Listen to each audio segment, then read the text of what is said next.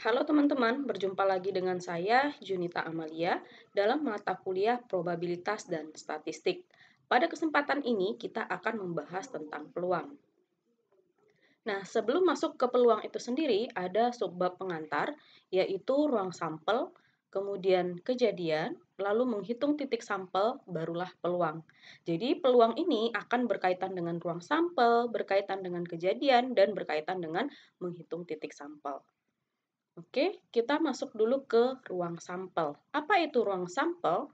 Ruang sampel itu adalah himpunan semua hasil atau outcome yang mungkin dari suatu percobaan statistika. Nah, ruang sampel itu sendiri biasanya dilambangkan dengan S besar seperti ini, yang mana artinya itu adalah semesta. Nah, tiap hasil dalam ruang sampel itu dikenal sebagai titik sampel ya. Jadi dalam ruang sampel itu adalah kumpulan dari titik-titik sampel. Dalam percobaan pelantunan sebuah uang logam, maka ruang sampelnya itu adalah angka dan gambar. Kenapa angka dan gambar? Karena pada uang logam itu terdapat dua sisi ya, yaitu ada sisi yang bertuliskan angka, kemudian ada yang berisi gambar. Maka ruang sampel dari sebuah uang logam, maka bisa kita tuliskan seperti ini. S sama dengan kurung kurawal itu lambang dari himpunan ya. A itu adalah angka dan G itu adalah gambar. Jadi ruang sampel dari pelantunan sebuah uang logam dapat kita tuliskan menjadi S sama dengan A, G. Oke, jadi ini adalah ruang sampel. Sementara titik sampel yang mana? A itu adalah titik sampel dan G itu juga titik sampel. Jadi ruang sampel itu berisi himpunan dari titik-titik sampel. Oke, kita coba lanjut. Nah, ini ada sebuah dadu. Nah, bagaimana jika dadu ini kita lantunkan? Nah, jika yang diselidiki nomor yang muncul pada sebelah atas, maka ruang sampel dari pelemparan dadu itu apa? Nah, kita tahu bahwa sebuah dadu itu pasti angkanya terdiri dari angka 1 sampai 6. Sehingga ruang sampel dari eh, pelemparan sebuah dadu kemungkinan yang muncul itu bisa angka 1, bisa angka 2, bisa 3, 4, 5, dan 6. Apakah mungkin muncul angka 7? Mungkin saja kalau dadunya itu adalah dadu khusus. Tapi kalau pada dadu yang ada gambarnya di slide kita ini, kemungkinannya hanya sampai 6 saja. Kemudian, jika kita ingin selidiki pada percobaan di atas ya, percobaan pelantunan dadu ini, apakah nomor genap atau ganjil yang muncul? Maka ruang sampelnya.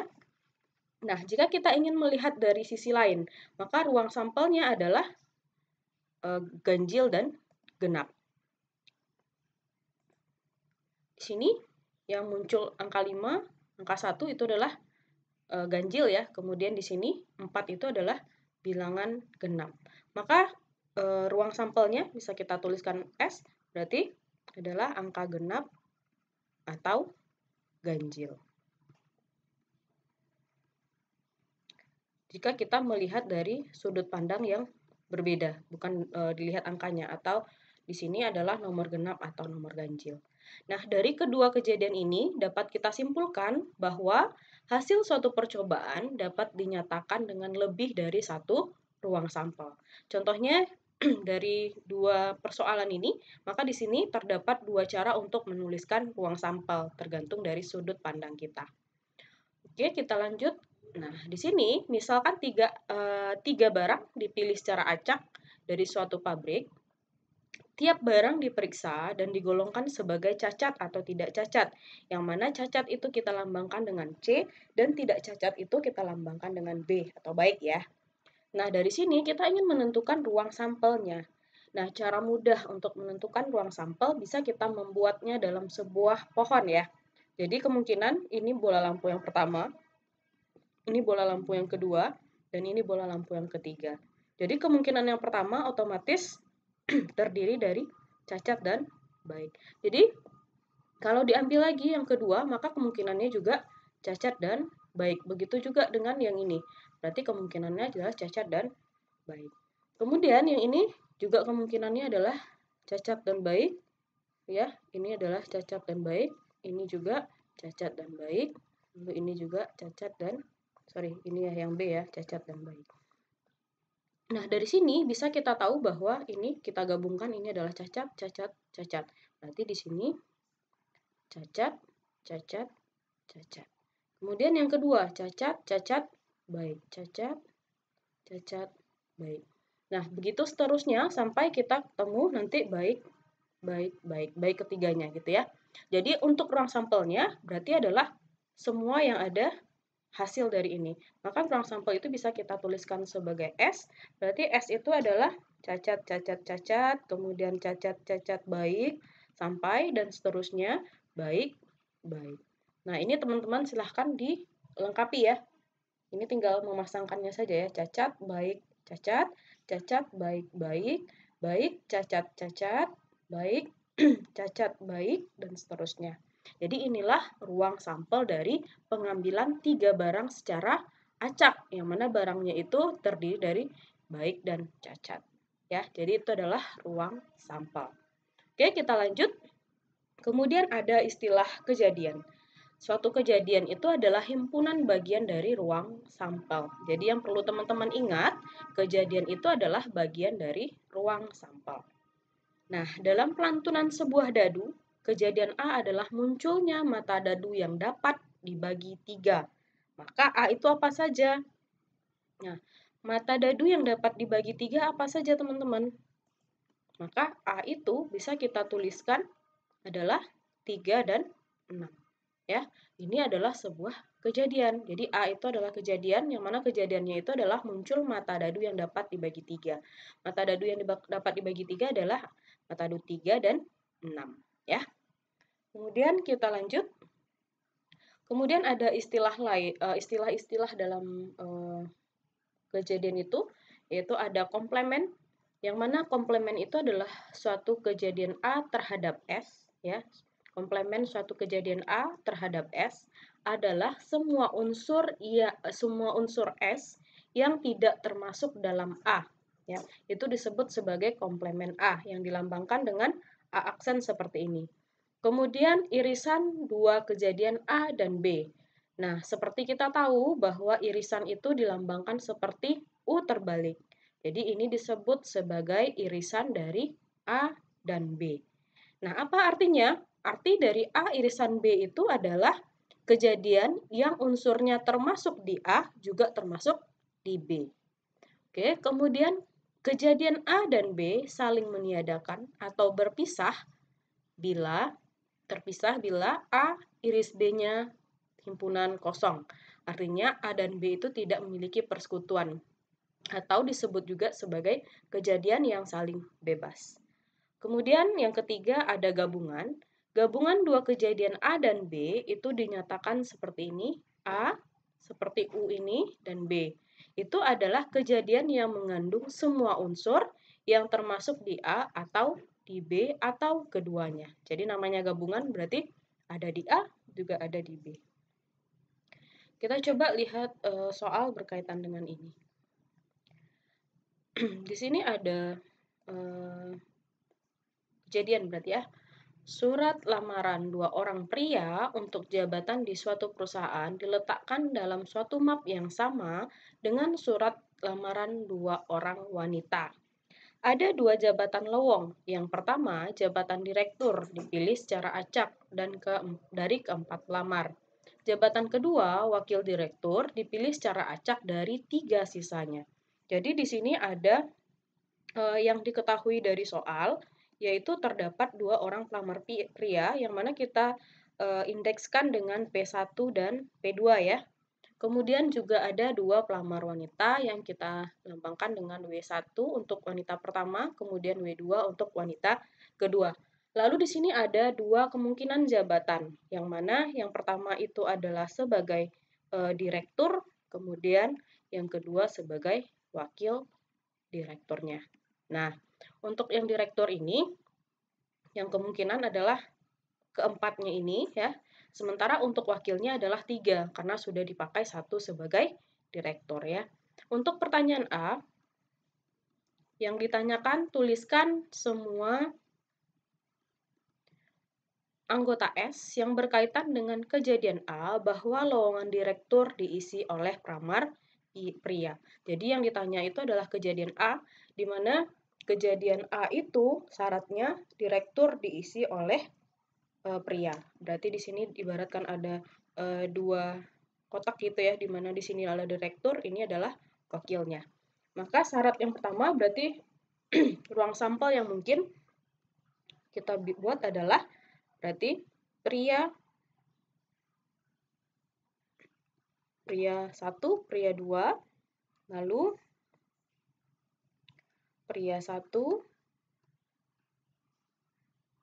wanita 1, kemudian pria 1, wanita 2, kemudian pria 2, pria pertama, lalu pria 2, wanita pertama, dan pria 2, wanita kedua.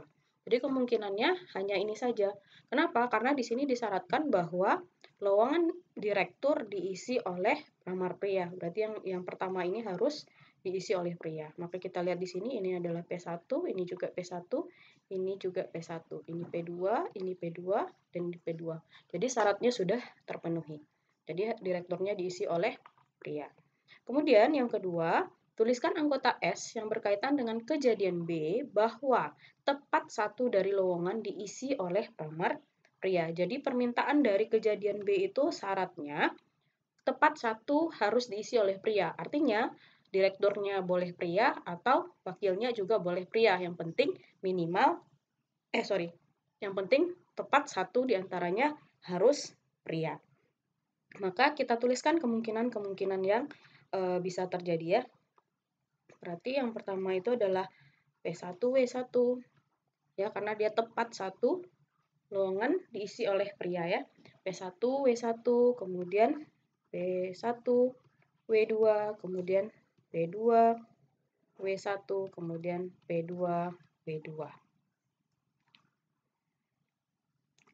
Kemudian ada lagi, tentu saja ada ya, kalau yang jadi direkturnya itu adalah perempuan. Berarti ini W1, P1, W1, P2, dan W2, P1, serta W2, P2. Jadi ini adalah kemungkinan-kemungkinan yang bisa terjadi jika syaratnya tepat satu dari lowongan diisi oleh pria. Kemudian untuk bagian C, tuliskan anggota yang berkaitan dengan kejadian A irisan B. Artinya dilihat kejadian A, apa yang sama dengan kejadian B. Maka yang sama bisa teman-teman lihat di sini. Silahkan dicek, berarti ini adalah P1, P2 kali ya. Nah, kemudian cek lagi P1, P1 ya. Nah, berarti di sini adalah P1, W1, P1, W2, kemudian P2, W1, P2, W1, dan P2, W2. P2, W2. Nanti silakan teman-teman cek kembali. Kemudian buatlah diagram Venn yang memperlihatkan antara kejadian A, B, dan S. Nah, di sini S berarti teman-teman harus mendaftarkan dulu semua ruang sampel dari S tersebut. Kurang lebih nanti gambarannya seperti ini. Di sini ada kejadian A, ya, di sini ada kejadian B. Nah, irisan B tadi teman-teman isikan di tengah sini. Kemudian sisa dari A teman-teman tulis di sini, sisa dari B teman-teman isikan di sini, dan sisa dari A dan B dan irisannya tadi teman-teman tulis di luar ya. Nah, silahkan nanti teman-teman coba tuliskan. Oke, kita bisa lanjut ya. Kemudian kita lanjut ke menghitung titik sampel. Jadi untuk menghitung titik sampel ini ada teorema. Teorema pertama yang berbunyi bila suatu operasi dapat dilakukan dengan N1 cara dan bila untuk tiap cara ini operasi kedua dapat dikerjakan dengan N2 cara, maka operasi tersebut dapat dikerjakan bersama-sama dengan N1 kali N2 cara. Nah, di sini salah satu contohnya. Berapa banyak titik sampel dalam ruang sampel sepasang dadu dilantunkan sekali? Nah, teman-teman tahu tadi bahwa ruang sampelnya banyaknya ruang sampel dari dadu pertama, otomatis itu ada 6. Kemudian banyaknya ruang sampel dari dadu kedua berarti juga 6 ya, karena kita tahu bahwa banyaknya ruang sampel satu dadu itu 6.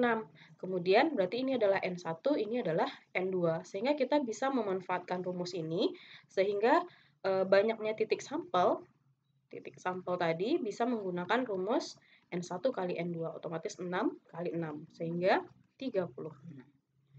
Kemudian ada teorema kedua berkaitan dengan menghitung titik sampel ini, yaitu bila suatu operasi dapat dikerjakan dengan N1 cara dan bila untuk setiap cara ini operasi kedua dikerjakan dengan N2 cara dan bila untuk setiap kedua cara operasi tersebut ketiga dapat dikerjakan dengan N3 cara dan seterusnya, maka untuk deretan K operasi dapat dikerjakan menjadi N1 kali N2 kali N3 sampai NK cara. Jadi, teman-teman tinggal mengalihkan berapa banyak caranya. Ya, tergantung dari soal yang akan diselesaikan. Kemudian, contohnya seperti ini. Dalam macam hidangan dapat disajikan masing-masing hidangan terdiri atas sop, kemudian nasi goreng, bakmi, soto, yang mana masing-masing tersedia, berarti jenis yang pertama itu adalah N1, berarti sop, kemudian jenis yang kedua tadi nasi goreng, N2-nya berarti 3, kemudian jenis yang ketiga ada bakmi, 5, kemudian jenis yang keempat ada soto, ya. Maka untuk menghitung berapa macam hidangan ini adalah bagian dari titik sampel. Ya, berapa macam hidangan itu adalah titik sampel, sehingga teman-teman bisa memanfaatkan rumus dari titik sampel yang teorema tadi, sehingga tinggal mengalihkan N1 yaitu 4, kemudian N2 3, kemudian N3 5, lalu dikali dengan N4 yaitu 4. Nah, ini silahkan teman-teman hitung. Jadi, salah satu contoh aplikasi penghitungan titik sampel itu untuk apa? Nah, salah satunya dalam kehidupan sehari-hari kita ya seperti ini, ya. Oke, kita lanjut. Kemudian ada definisi di sini. Suatu permutasi adalah suatu susunan yang dapat dibentuk dari kumpulan benda yang diambil sebagian atau seluruhnya. Jadi di sini ada clue bahwa permutasi itu pasti berkaitan dengan susunan yang memperhatikan urutan. Jadi jika ada membuat suatu susunan yang memperhatikan urutan, maka itu disebut sebagai permutasi. Contohnya apa? Misalnya di kelas kalian ingin memilih ketua dan wakil ketua. Nah, yang mana wakil ketua dan ketua itu tidak boleh ya ditukarkan. Misalnya ketuanya si Ani, wakilnya si Budi. Maka itu akan berbeda jika ketuanya si Budi dan wakilnya si Ani. Jadi itu namanya yang memperhatikan susunan atau urutan, yang memperhatikan urutan ya.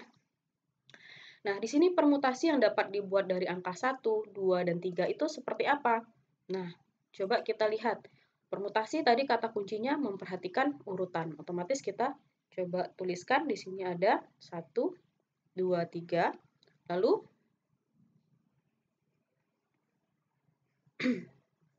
1, 3, 2, lalu 2, 1, 3, ya. Kemudian 2, 3, 1. Kemudian 3, 1, 2, ya. Kemudian 3, 2, 1. Nah, seperti kita katakan tadi bahwa dia memperhatikan urutan. Di sini kalau 1, 2, 3 itu akan berbeda dengan 1, 3, 2. Kemudian 2, 1, 3 juga akan berbeda dengan 2, 3, 1. Begitu juga dengan 3, 1, 2 akan berbeda dengan 3, 2, 1. Nah, ini disebut sebagai permutasi. Oke, semoga bisa dipahami ya. Kita lanjut. Di sini ada teorema tentang permutasi, di mana banyaknya permutasi n benda berlainan dapat kita hitung menggunakan n faktorial. Jadi di sini sudah ada rumus yang bisa teman-teman gunakan untuk menentukan permutasi n benda, berarti adalah n faktorial. Jadi di sini banyak permutasi huruf A, B, C, D yang dapat dibentuk, berarti teman-teman tinggal menggunakan rumusnya, bahwa rumusnya itu adalah n faktorial. Nah, dari A, B, C, D berarti n-nya ada 1, 2, 3, 4. Maka ini adalah n faktorial, berarti 4 faktorial. Sehingga ini silahkan teman-teman hitung ya. 4 kali 3, 12 kali 2, 24. Artinya banyak cara atau banyak permutasi dari huruf A, B, C, D, A, B, C, D adalah 4. Oke, kita lanjut. Kemudian ada teorema keempat. Ini adalah permutasi dari n benda berlainan jika diambil R sekaligus. Nah, misalnya gini, teman-teman punya 4 buah jeruk. Dari 4 buah jeruk itu diambil 2 sekaligus. Tapi jeruk pertama harus berbeda dengan jeruk kedua, berbeda dengan jeruk ketiga, dan juga berbeda dengan jeruk keempat. Maka itu bisa menggunakan permutasi. Nah, di sini 2 buah lotre, dari 20 lotre, 2 diambil untuk hadiah pertama dan hadiah kedua. Hitunglah banyak titik sampel dalam ruang T. Nah, banyak titik sampel yang di sini. Berarti kita bisa menggunakan rumus dari permutasi ini. Kenapa di sini termasuk permutasi? Karena di sini ada hadiah pertama dan hadiah kedua ya. Nah, kita tahu biasanya kalau hadiah itu pasti akan berbeda ya besarnya ataupun jumlahnya ataupun nilainya dari hadiah menang yang pertama ataupun yang kedua. Nah, otomatis di sini dia akan membedakan urutan. Maka di sini bisa menggunakan rumus dari permutasi. Berarti di sini ada N yaitu 20, kemudian diambil 2 ya, R sekaligus, berarti itu adalah R-nya 2, N-nya 20.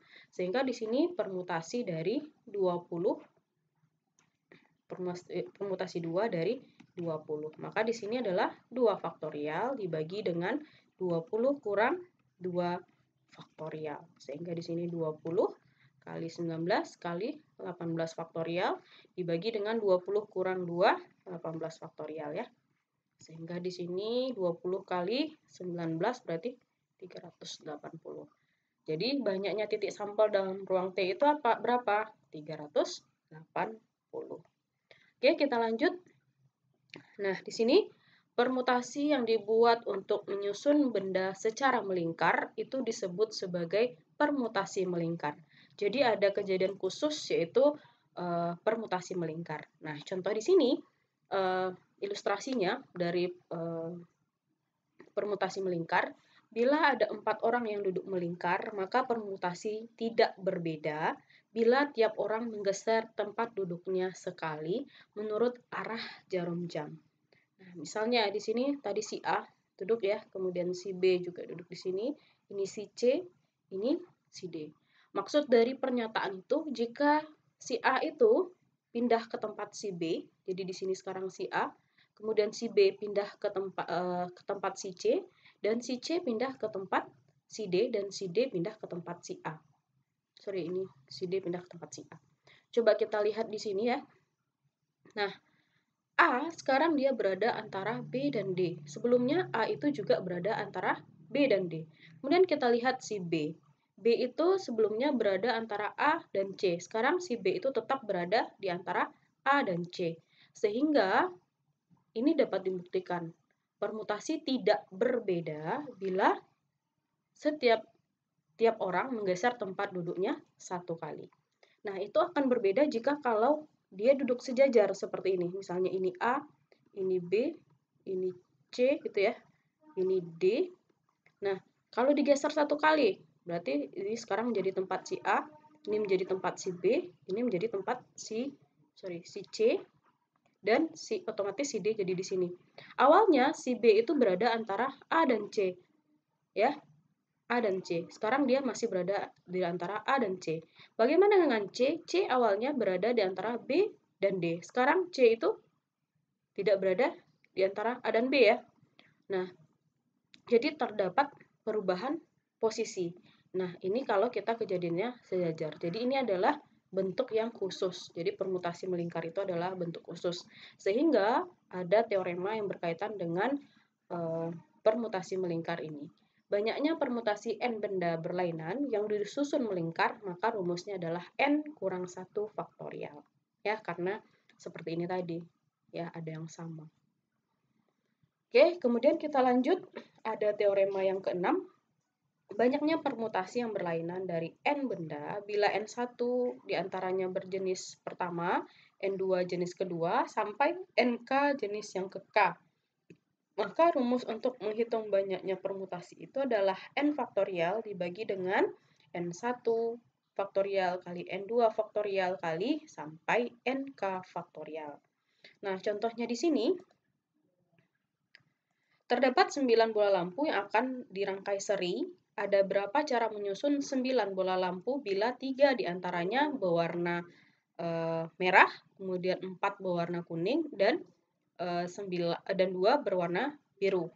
Nah, jika 3 tambah 4 tambah 2 itu kita jumlahkan, maka dia berjumlah 9 ya. Artinya N1 tambah N2 tambah N3 itu akan sama dengan N. Nah, sehingga di sini ada berapa banyak cara menyusun lampu itu, maka di sini adalah N faktorial, berarti 9 faktorial, dibagi dengan 3 faktorial, dibagi dengan 4 faktorial, dikali dengan 2 faktorial. Sorry, saya ulangi ya. Jadi di sini 9 faktorial, dibagi dengan 3 faktorial, kali 4 faktorial, dikali 2 faktorial. Itulah banyak cara untuk menyusun 9 bola lampu tersebut. Ini silahkan teman-teman hitung. Kemudian ada teorema berikutnya, banyak cara menyekat suatu himpunan N benda dalam R sel, ya. Jadi R sel maksudnya itu ada beberapa kolom atau kotak atau ruangan. Masing-masing berisi N1 unsur dalam sel pertama, N2 dalam sel kedua, dan seterusnya. Maka rumus dari permutasinya atau rumus untuk menghitung banyaknya cara tersebut adalah N faktorial dibagi dengan N1 faktorial kali N2 faktorial dikali dengan sampai dengan NR faktorial. R itu apa? Tergantung dari banyaknya sekat atau sel yang dibuat. Yang mana syaratnya di sini N1 tambah N2 sampai NR itu jumlahnya pasti akan harus sama dengan N itu sendiri. Contohnya di sini, banyak cara untuk menampung 7 kucing dalam 3 ruangan. Artinya N-nya ada 7, ruangannya ada 3. Kemudian ruangan pertama berisi 3 kandang, kemudian 2 lainnya berisi masing-masing 2. Sehingga di sini, untuk menentukan banyak cara menampung kucing tersebut adalah 7 faktorial dibagi dengan 3 faktorial kali 2 faktorial kali 2 faktorial. Nah, ini silakan teman-teman hitung. Oke, selanjutnya kombinasi. Nah, jadi di sini ada clue dari kombinasi bahwa susunan yang diperhatikan itu tidak memperhatikan urutan. Jadi untuk kombinasi itu mengambil n benda berlainan yang diambil sebanyak r ya. Jadi di sini ada n yang tersedia diambil sebanyak n, maka itu kita selesaikan dengan kombinasi. Di mana kombinasi itu bisa dilambangkan seperti ini, CNR atau tanda kurung seperti ini, NR. Nah, rumusnya n faktorial dibagi dengan r faktorial dikali dengan n kurang r faktorial. Nah, coba kita lihat ke contoh soal. Jadi kita tadi mengambil n benda berlainan ya, diambil sebanyak r sekaligus. Nah, contohnya di sini, bila 4 kimiawan dan 3 fisikawan, carilah banyaknya panitia 3 orang yang dapat dibuat yang beranggotakan 2 kimiawan dan 3 fisikawan. Jadi kita akan membentuk suatu kepanitiaan yang terdiri dari 3 orang ya. Yang 3 orang itu disyaratkan bahwa 2 dari kimiawan dan 1 dari fisikawan. Sementara yang tersedia itu ada 4 orang kimiawan. Artinya kita akan mengambil 2 kimiawan dari 4 yang tersedia ya. Jadi kita akan mengambil 2 dari 4 yang tersedia. Begitu juga dengan fisikawan, yang tersedia itu ada 3 orang, yang akan kita ambil itu sebanyak 1 orang. Maka di sini kita menggunakan kombinasi. Berarti di sini adalah kombinasi yang kimiawan, tadi kita butuhnya 2 ya, yang tersedia 4. Begitu juga dengan fisikawan, yang tersedia itu ada 3 orang, yang akan kita ambil itu ada 1 orang. Maka di sini teman-teman bisa menggunakan rumus dari kombinasi, yaitu 4 faktorial dibagi dengan 2 faktorial dibagi dengan 4 kurang 2 faktorial. Ya, di sini berarti menjadi 4, 3 faktorial, ini 2 faktorial ya. Ini menjadi 6. Sehingga ini adalah sebagai N1 tadi. Kemudian di sini ada 3 faktorial dibagi 1 faktorial, lalu 3 kurang 1 adalah 2. Sehingga di sini 3 kali 2 faktorial dibagi dengan 1 kali 2 faktorial adalah 2 faktorial. Nah, maka banyak cara yang bisa kita dapatkan untuk mengambil 3 panitia tadi adalah N1 kali N2 ya, seperti teorema yang sudah ada sebelumnya, berarti 6 kali 3. Jadi ada 18 cara untuk mengambil 3 orang panitia yang beranggotakan 2 kimiawan dan 1 fisikawan. Ya. Oke, sekarang kita masuk ke peluang kejadian. Jadi di sini ada definisi dari peluang, yaitu jumlah bobot semua titik sampel yang termasuk dalam kejadian A. Jadi di sini sudah dituliskan bahwa peluang dari A itu pasti besar sama dari 0 dan kecil sama dari 1. Artinya peluang itu tidak mungkin berada di luar dari 0 sampai 1. Jadi kalau teman-teman nanti setelah menghitung peluang ternyata dapat 2,5, itu sudah dapat dipastikan bahwa peluang yang teman-teman dapatkan itu salah. Karena nilai peluang itu pasti di antara 0 dan 1. Di mana kejadian yang tidak mungkin terjadi saat itu adalah peluangnya 0. Contohnya, hari ini di tempat saya misalnya cerah, jadi peluang terjadinya hujan itu adalah 0.